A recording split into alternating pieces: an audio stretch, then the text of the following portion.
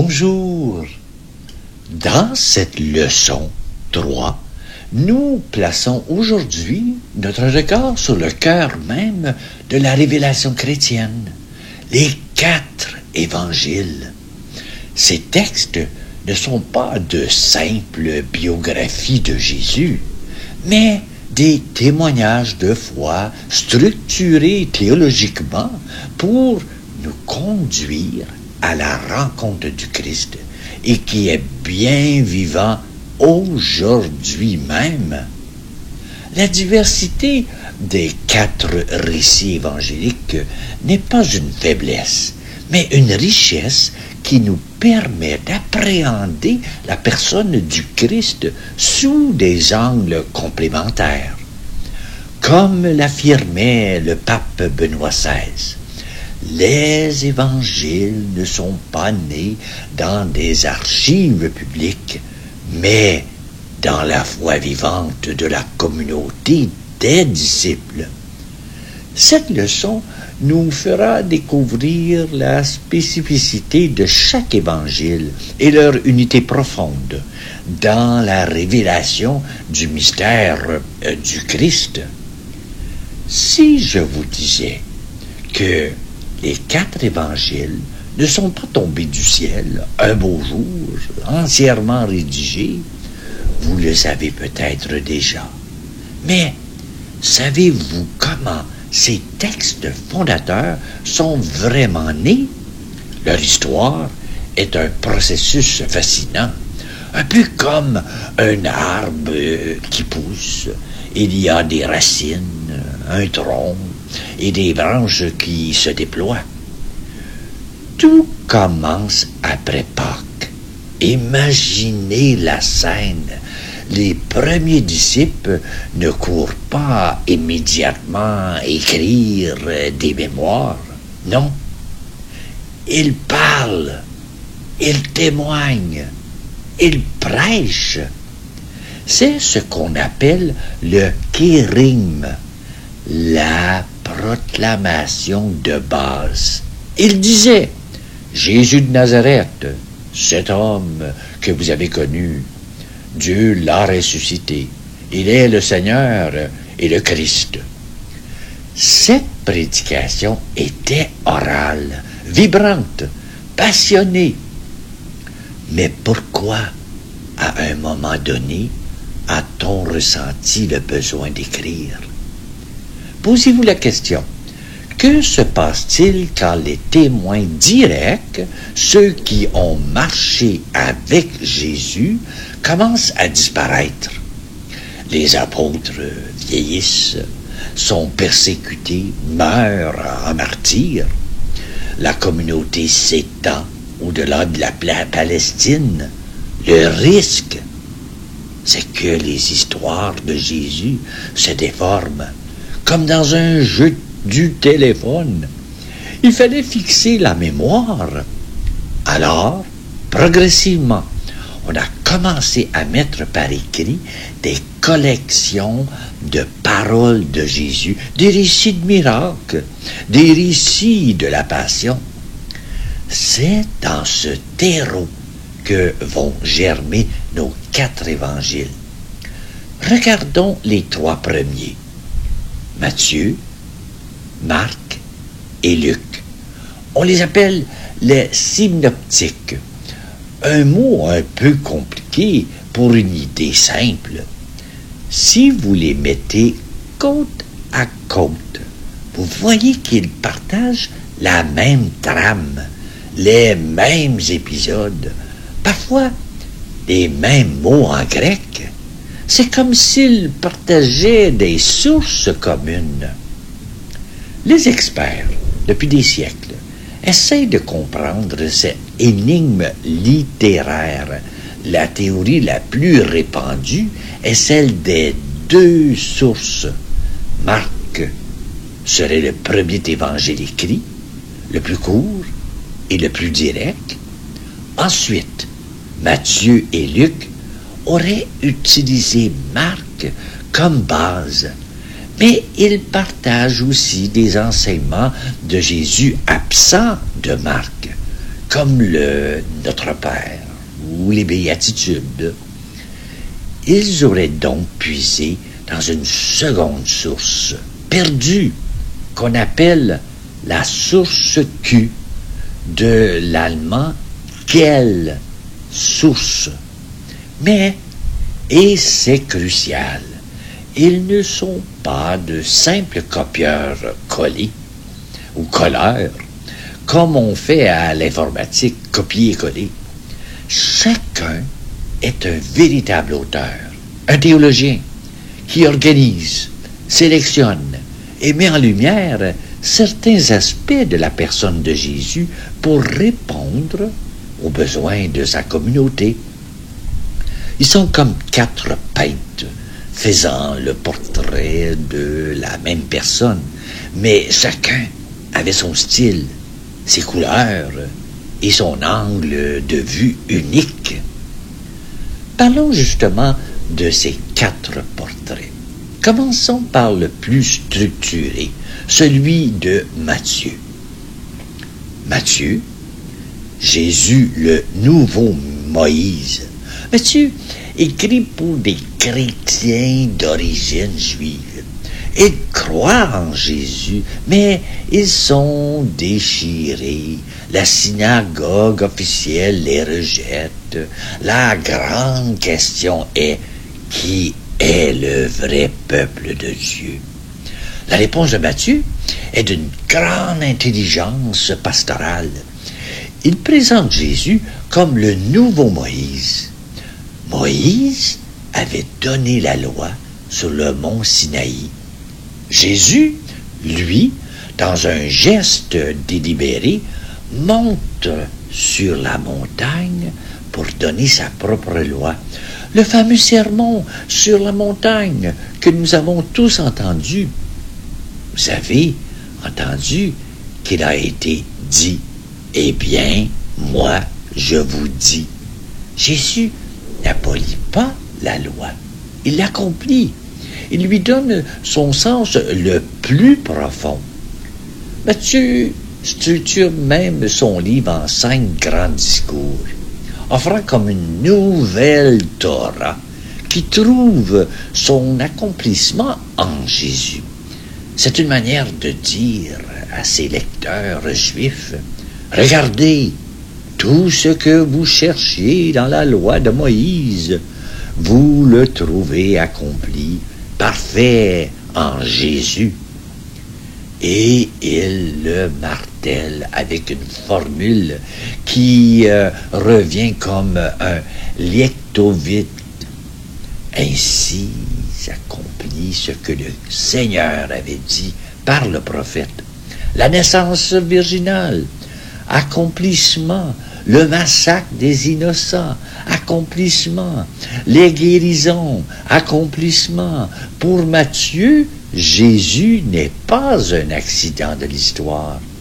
Il est le point de convergence de toute l'histoire d'Israël. Mais cette histoire ne s'arrête pas à Israël. Le livre se termine par une ouverture fracassante. Jésus, ressuscité, envoie ses disciples. Allez, de toutes les nations, faites des disciples. Le peuple de Dieu n'est plus défini par la naissance, mais par la foi.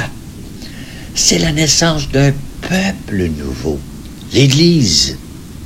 Vous voyez la grande logique de Matthieu? C'est incroyable de prendre conscience de cela. Pour Marc, Jésus, le serviteur souffrant, qui nous bouscule. Maintenant, plongeons dans le premier évangile écrit selon celui de Marc. C'est un récit nerveux, rapide, presque haletant. Le mot-clé, c'est aussitôt. Aussitôt ceci, aussitôt cela. On a l'impression d'être embarqué dans une course. Marc nous fait courir vite. Mais vers quoi? C'est là le grand secret de Marc. Au début, Jésus agit. Il guérit. Il chasse les démons. Mais il impose le silence. Chut! Ne dis à personne qui je suis. Les disciples eux-mêmes ont du mal à comprendre. Ils voient le thaumaturge par le Messie souffrant. Le tournant a lieu à Césarée de Philippe. Jésus demande: pour vous, qui suis-je? Pierre, au nom de tous, répond: tu es le Christ. Enfin, la révélation est faite. Mais aussitôt, Jésus inverse tout. Il annonce qu'il va souffrir, être rejeté, mis à mort. Pierre est scandalisé. Lui, il voulait un Messie triomphant, pas un serviteur humilié. C'est le cœur de l'évangile de Marc. On ne comprend vraiment Jésus qu'à travers la croix. Sa puissance se révèle dans la faiblesse, sa royauté dans le service. Et le livre se termine de manière saisissante. Les femmes découvrent le tombeau vide. Un jeune homme leur annonce la résurrection. Et Marc écrit: elles sortirent et s'enfuirent du tombeau, parce qu'elles étaient toutes tremblantes et hors d'elles-mêmes. Et elles ne dirent rien à personne, car elles avaient peur. Fin. Aussi brut que cela, on dirait qu'il nous avait arrêté de courir. Pourquoi? Pour nous, lecteurs, Marc nous laisse avec ce tombeau vide et cette question qui résonne.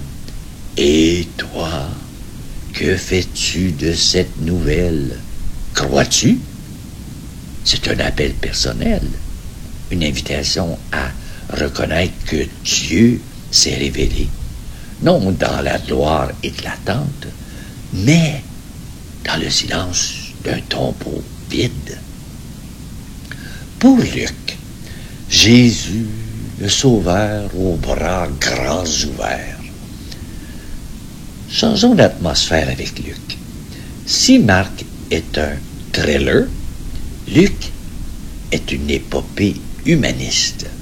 Luc est un médecin, un compagnon de Paul.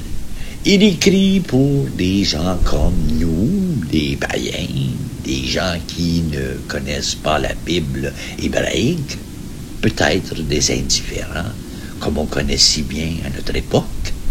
Son portrait de Jésus est celui du Sauveur universel.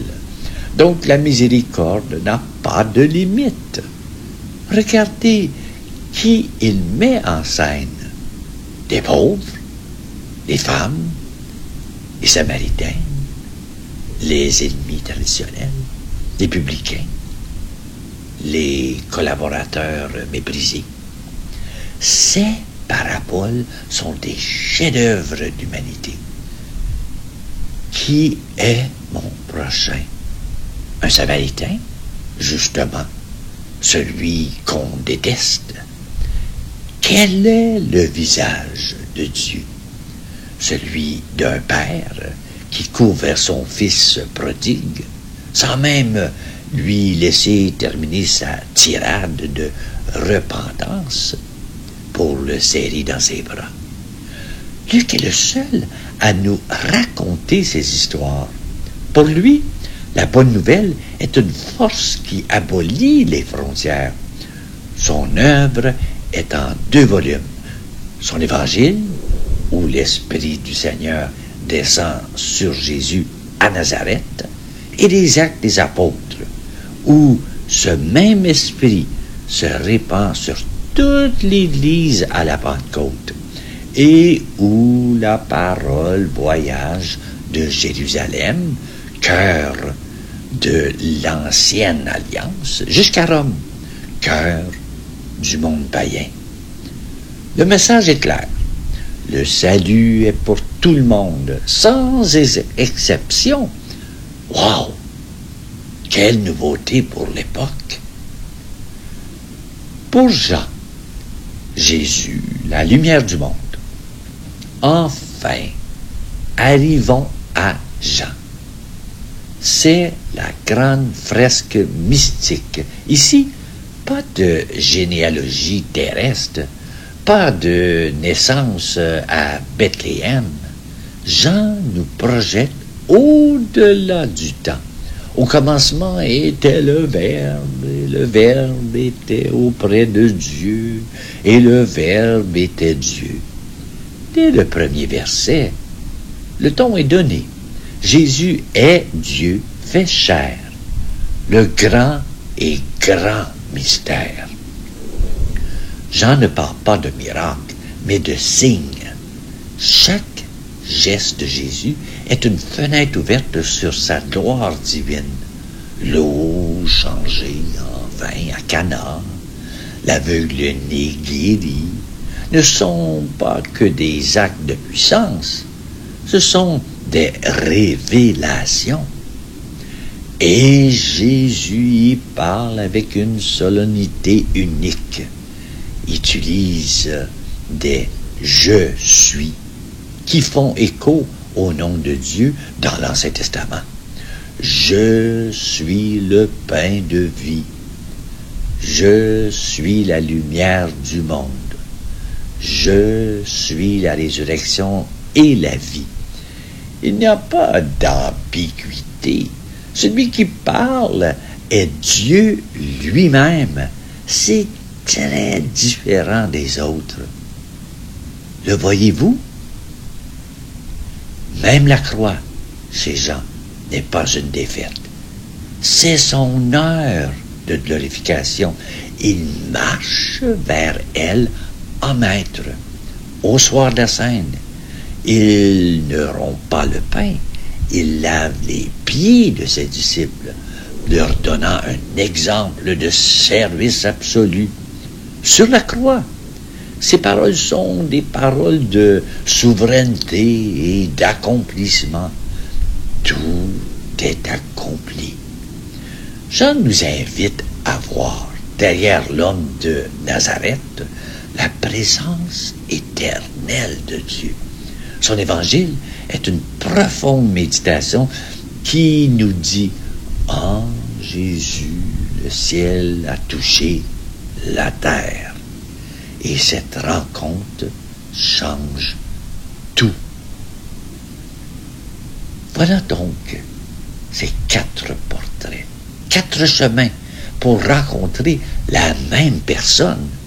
Le Jésus roi, Messie de Matthieu, le Jésus serviteur bouleversant de Marc, le Jésus sauveur compatissant de Luc, et le Jésus Verbe éternel de Jean. Ils ne se contredisent pas, ils se complètent. Comme les facettes d'un même diamant, chacun renvoie une lumière différente. Mais c'est la même lumière. Et c'est cette richesse, ce foisonnement de regard qui fait la profondeur et la beauté intarissable de ces textes, nés de la foi et pour la foi. Les découvertes archéologiques en Terre Sainte éclairent considérablement le contexte des évangiles. Les fouilles à Capharnaüm ont mis au jour une synagogue du 1er siècle et la maison de Pierre. Les recherches sur le temple de Jérusalem permettent de visualiser le cadre des controverses de Jésus avec les autorités religieuses. L'étude des manuscrits de la mer morte a révélé la diversité du judaïsme au temps de Jésus, montrant que son message s'inscrivait dans les débats de son époque. Ces données historiques confirment la fiabilité générale du cadre évangélique, sans pour autant pouvoir capturer dans la pierre et le parchemin la pleine profondeur du mystère qu'il annonce. Au-delà de leur diversité, les 4 évangiles convergent vers un même objectif: nous conduire à la foi en Jésus, Christ, Fils de Dieu. Leur finalité ultime n'est pas d'abord de nous informer, mais de nous transformer. Elle est théologique et existentielle, comme l'écrit Jean à la fin de son évangile. Ces signes ont été écrits pour que vous croyiez que Jésus est le Christ, le Fils de Dieu, et pour qu'en croyant, vous ayez la vie en son nom. La lecture priante des évangiles, on appelle ça Lectio Divina, qui est dite par des religieux et religieuses, les moines, et tu as bien le droit, toi aussi, de dire cette prière. Cette prière, Lectio Divina, elle nous permet de faire notre invitation à la rencontre personnelle avec le Christ vivant. Cette exploration des 4 évangiles nous révèle la richesse inépuisable de la personne du Christ. La prochaine leçon approfondira sa mission à travers l'annonce du royaume de Dieu. Au commencement était le Verbe, et le Verbe était auprès de Dieu, et le Verbe était Dieu, et le Verbe s'est fait chair. Il a habité parmi nous, et nous avons contemplé sa gloire. Mais l'histoire ne s'arrête pas là. La bonne nouvelle, une fois plantée dans le cœur des premiers disciples par les évangiles, allait devoir prendre racine dans le monde entier. Comment cette foi a-t-elle à s'aimer? Comment les communautés naissantes à Corinthe, à Rome ou à Éphèse ont-elles appris à vivre de l'Évangile au milieu des défis, des divisions et des questions concrètes? C'est là qu'une nouvelle voie, aussi essentielle que bouleversante, entre en scène. La prochaine fois, nous suivrons les pas d'un ancien persécuteur foudroyé sur le chemin de Damas, qui deviendra infatigable missionnaire des nations, l'apôtre Paul. Nous découvrirons ses lettres, véritables coups de fil, urgents, adressés aux premières églises, et nous entendrons comment ces écrits apostoliques, nés dans le feu de l'action, ont façonné pour toujours la pensée et le visage du christianisme. Vous ne lirez plus les lettres de Paul de la même manière. J'espère que cette leçon vous a plu, que vous avez réfléchi, que vous avez appris un petit quelque chose. Si oui, je suis bien heureux. Merci d'être là et bonne journée à toi.